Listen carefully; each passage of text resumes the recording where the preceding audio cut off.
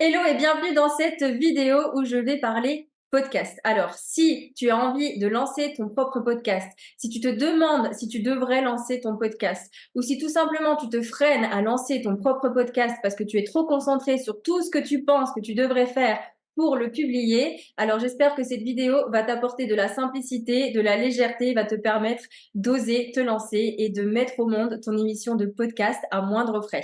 Je t'explique tout dans cette vidéo. Alors, parlons un peu déjà du podcast en soi. C'est un média qui est de plus en plus prisé aujourd'hui. J'ai pris quelques petites notes pour vous donner des chiffres au niveau des statistiques. On a recensé que 82% des Français écoutent du contenu audio tous les jours. Donc, contenu audio, il n'y a pas que les podcasts, il y a les radios, il y a les livres audio, il y a la musique, il y a le streaming. Mais en tout cas, l'audio, c'est apparemment un mode de consommation qui plaît aux Français. Donc ça inclut le podcast. En France, c'est 200 millions de podcasts qui sont écoutés chaque mois, donc c'est énorme, il y a un potentiel de fou. En 2023, dans le monde, c'est 464,7 millions d'auditeurs et on prévoit 504,9 millions d'auditeurs d'ici 2024. Autant dire que ça ne cesse d'accroître et que ça ne va pas s'arrêter en si bon chemin. Donc vraiment, le podcast, c'est pour moi un média qui permet déjà de s'exprimer comme on l'entend, sans être limité par des caractères comme on pourrait l'être sur les réseaux sociaux, de pouvoir le faire simplement depuis n'importe où et de pouvoir parler de sujets divers et variés que vous affectionnez particulièrement et qui font partie de votre univers. Donc vraiment, observez-vous vous-même. Est-ce que vous écoutez des podcasts? À quelle fréquence? Est-ce que c'est intégré dans votre routine, etc. Moi, je sais que oui. Donc, vraiment, le podcast, c'est quelque chose qui va s'installer de plus en plus dans les foyers, auprès des Français, que ce soit en voiture, au travail, à la maison. C'est vraiment un format qu'on peut emporter partout et qui permet de faire passer le temps aussi quand on a des petits creux. Moi, je sais que quand je vais en ville, dans un café ou dans un coworking pour travailler et que j'ai une trentaine de minutes de marche à faire, j'en profite pour écouter un podcast et optimiser mon temps. Donc vraiment, le podcast, c'est un média qui ne va pas s'arrêter en si bon chemin. C'est peut-être même la star de 2024, ne sait-on pas. Mais la technique peut en freiner beaucoup à se lancer et on peut se poser plein de questions et j'espère que je vais y répondre dans cette vidéo. C'est le but. Donc on va aller tout de suite dans les détails et le comment sortir son podcast. Alors, de quoi avez-vous besoin pour vous lancer dans le podcasting? Ça va être très simple. Arrêtez de chercher compliqué, de vouloir que tout soit parfait dès le début. La perfection, c'est déjà de se lancer et puis d'évoluer au fur et à mesure.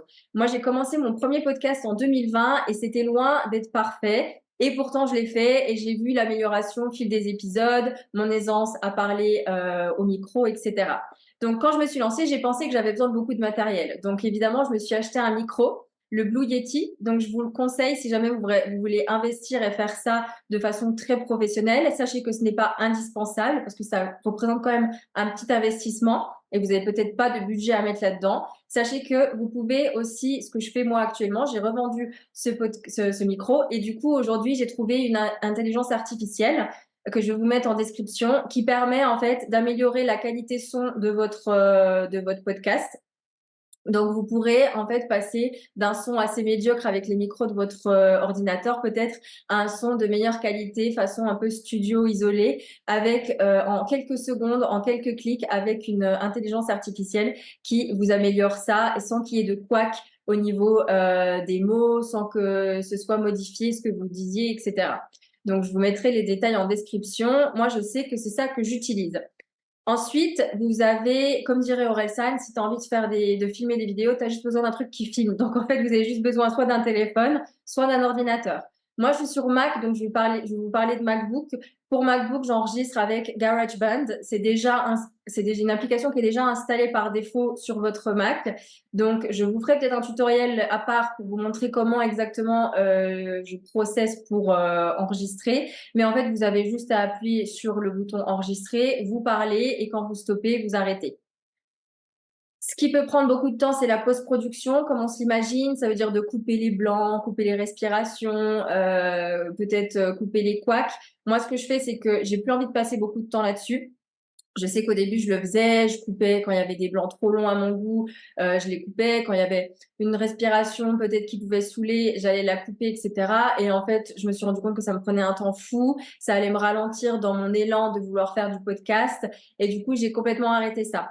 Donc, ce que vous pouvez faire, en fait, quand vous avez un blanc au moment de faire votre audio, c'est que vous pouvez stopper pendant quelques secondes, comme ça, quand vous avez la vague audio sur GarageBand, vous voyez, ça va faire un trait comme ça, silencieux, et vous savez que vous pouvez couper là et vous reprenez, et ça va aller beaucoup plus vite en post-production pour faire les petits montages, les petits détails comme ça. Et sachez que c'est pas obligatoire, vous pouvez y aller en one shot, parler naturellement. Peut-être vous aurez un script que vous aurez déjà écrit, c'est ok aussi. Et vous n'aurez pas besoin de retravailler le milieu, en tout cas peut-être juste un peu couper le début ou la fin, mais vous n'aurez pas besoin de faire plus de post-production que ça. Donc, il y a un micro, vous n'en avez pas forcément besoin, vous pouvez utiliser une intelligence artificielle. Il y a une application sur votre ordinateur. Sur Windows, je ne sais pas exactement, donc je vous laisse faire vos recherches, mais en tout cas sur Mac, vous pouvez utiliser GarageBand. Et puis, vous avez besoin d'une plateforme pour distribuer votre podcast. Donc ça, vous avez plusieurs options. Moi, je vais vous parler des deux que je connais parce que je les ai utilisées. Au début, quand j'ai lancé mon premier podcast, j'ai fait appel à une plateforme qui s'appelle Ocha. Et donc, je payais tous les mois pour que cette plateforme distribue mon podcast. Aujourd'hui, il y a eu beaucoup d'améliorations. Moi, je vous parle de ça, c'était en 2020. Donc, on est en 2024. La plateforme s'est améliorée. Vous pouvez même enregistrer directement vos podcasts depuis la plateforme. Donc, même plus besoin d'application. Et elle va se charger de redistribuer ce qu'on appelle votre flux RSS. C'est un peu l'ADN de votre podcast. Elle va se charger en fait de l'envoyer sur d'autres plateformes comme Deezer, Spotify, Apple Podcast, etc. et de le distribuer. Dès que vous le publiez sur cette plateforme, il sera automatiquement distribué sur toutes les autres plateformes. Mais ça, avec le temps, j'ai vu qu'on pouvait le faire sans payer et c'est avec la plateforme qui s'appelait avant encore.fm et qui est aujourd'hui Podcaster for Spotify, je crois, mais je vous mettrai en description aussi toutes les infos. Et là, vous créez votre compte, c'est gratuit, vous pouvez héberger votre podcast. Il sera diffusé sur Spotify, sur Apple, sur Google aussi. Il y a plusieurs autres petites plateformes sur lesquelles vous pouvez aller insérer votre flux RSS pour le distribuer à ces endroits-là. Il sera pas sur Deezer, par contre, je crois pas. À voir s'il y a moyen de le faire ou pas. Moi, j'avoue que je me suis pas renseignée sur le sujet. Je trouve que de l'avoir en fait sur Spotify et Apple, pour l'instant, ça me suffit. Mais c'est vrai qu'il y a beaucoup de gens qui écoutent sur Deezer, y compris moi, qui suis abonnée à Deezer. Donc, ce serait intéressant de mettre mon podcast là-dessus éventuellement. Si j'ai la réponse, je vous ferai une petite vidéo là-dessus. Mais en tout cas, voilà, ça c'est une plateforme qui est gratuite et qui vous permet de distribuer votre podcast et de l'héberger à cet endroit-là sans débourser un seul euro. Donc voilà pour ce qui est de ce dont vous avez besoin. En gros, voilà, un téléphone et Internet. Basta. Alors maintenant, où est-ce que vous pouvez travailler le visuel de votre podcast? Parce que comme vous l'avez vu, si vous êtes écouteur et friand des podcasts, en général, il y a une image, un visuel qui va avec votre podcast, qui peut être soit fixe ou qui peut changer au fur et à mesure des épisodes. En tout cas, il y a l'image de l'émission du podcast et puis il peut y avoir une image pour chaque épisode. Ça, c'est à vous de voir vos préférences. Moi, j'ai la même image pour tout. Et je l'ai créé très simplement avec Canva. Donc Canva, je vous ai déjà fait un tutoriel là-dessus, donc je vais vous le remettre en haut ici si vous voulez aller consulter pour voir comment appréhender l'outil. Dans Canva, vous pouvez très bien entrer dans vos créations, vous souhaitez créer un nouveau visuel et vous allez mettre vignette podcast ou je sais pas exactement les termes, mais en tout cas vous allez pouvoir ou juste cliquer podcast et ça va vous sortir les formats et les vignettes que vous pouvez faire pour le visuel de votre podcast. Essayez de rester simple, de pas trop mettre de choses dans le visuel. Je pense qu'avec le temps, la simplicité, c'est le mieux. Mais après, soyez vous-même, évidemment. Il faut que ça transpire votre personnalité qui vous êtes. Donc vous, si vous aimez qu'il y ait plein de choses dessus, mettez plein de choses dessus. Moi, c'est juste un petit conseil. J'aime bien les visuels épurés, simples, où c'est clair, on sait de quoi on parle, on sait qui c'est et basta. Donc voilà. Très simplement, sur Canva, vous pouvez le faire gratuitement aussi. Vous n'avez pas besoin de vous abonner à Canva pour faire ce type de visuel.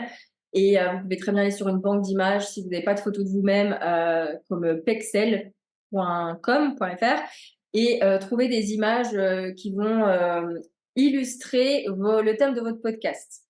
Tout simplement.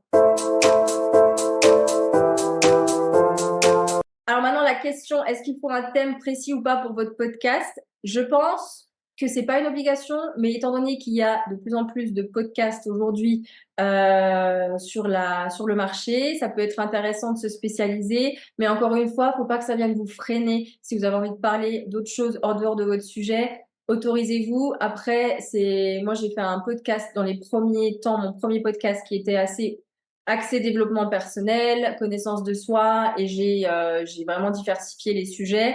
Là, j'ai un nouveau podcast Break qui est vraiment sur l'entrepreneuriat, le mindset et le business. Laissez-vous guider par vos envies.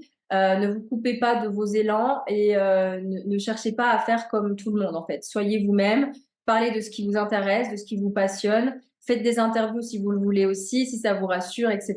Mais ne vous bridez pas en pensant il faudrait que je fasse comme ci, il faudrait que je fasse comme ça. J'ai lu qu'il fallait faire ça. Bon, j'ai entendu qu'il fallait faire plutôt comme ça. Vraiment, connectez-vous à vous-même, faites-vous confiance et lancez-vous. Et c'est avec l'expérience que vous allez ajuster et il n'y a rien qui est figé. Vous pouvez toujours apporter des modifications au fil du temps. Maintenant, une fois qu'il est enregistré votre podcast, une fois que vous avez votre visuel et une fois que vous avez trouvé le nom aussi, eh bien, vous l'hébergez, comme je vous l'ai dit, sur la plateforme qui va le redistribuer à d'autres plateformes et à vous de le partager maintenant via vos réseaux sociaux, via votre site internet, etc., etc. Communiquez dessus. Comme ça, vous aurez de plus en plus de visites et puis de plus en plus d'écoutes. Voilà, je crois que je vous ai tout dit. Il n'y a pas besoin d'aller plus dans le détail. En fait, pour tout ce qui est monétisation, etc., j'en ferai une autre vidéo. Mais déjà, le premier pas, c'est de vous lancer, d'oser vous lancer, de vous autoriser à vous lancer. Sachez que vous avez besoin d'un ordinateur ou d'un téléphone, d'une connexion Internet, et c'est tout. Vous pouvez lancer votre podcast. Donc, vous n'avez plus d'excuses. Si vous êtes tombé sur votre vidéo, c'est le signe qu'il faut vous lancer. Donc, c'est parti. Et n'hésitez pas à partager vos émissions de podcast en commentaire de cette vidéo. J'irai les écouter, je vous le promets. Et puis, ça me fait toujours plaisir de découvrir des nouveaux épisodes. Donc, voilà, n'hésitez pas à aller écouter le mien aussi que je vais vous mettre en description. Je vous dis à très bientôt pour une nouvelle vidéo. Prenez soin de vous.